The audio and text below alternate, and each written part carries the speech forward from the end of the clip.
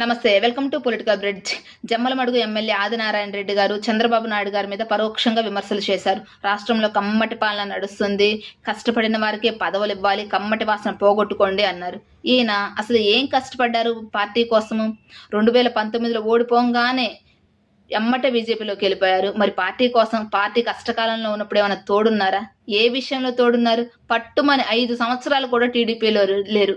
మరి ఈయనకి ఏం పదవులు ఇవ్వాలి? అట్లీస్ట్ మొన్న జమ్మలమడుగు ఎమ్మెల్యేగా అవకాశం ఇచ్చింది ఒక రకంగా టీడీపీని.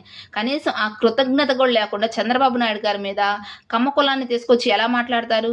నిజంగా చంద్రబాబు నాయుడు గారు ఎవరైతే పార్టీ కోసం కష్టపడ్డారో, పార్టీ కష్టకాలంలో ఉన్నప్పుడు తోడున్నారో వారికి ప్రాధాన్యత ఇచ్చారు.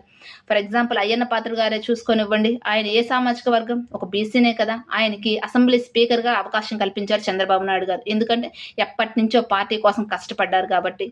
ఇంకా రామ్మోహన్ నాయుడు గారు, ఈయన ఏ క్యాస్ట్ అండి? కమ్మ సామాజిక వర్గానికి చెందిన నేత కాదు కదా. ఈయన కూడా ఒక పీసీనే కదా.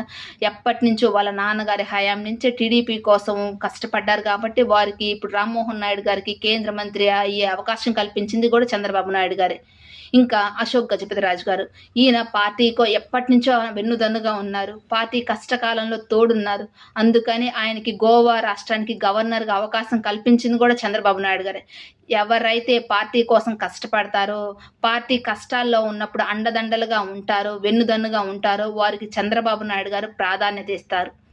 ఇలా పూటకొక పార్టీ మారే వాళ్ళకి, లేదంటే ఏ పార్టీ అధికారంలో ఉంటే ఆ పార్టీలోకి జంప్ అయ్యే నేతలకి చంద్రబాబు నాయుడు గారు ఎప్పటికీ ప్రిఫరెన్స్ ఇవ్వరు.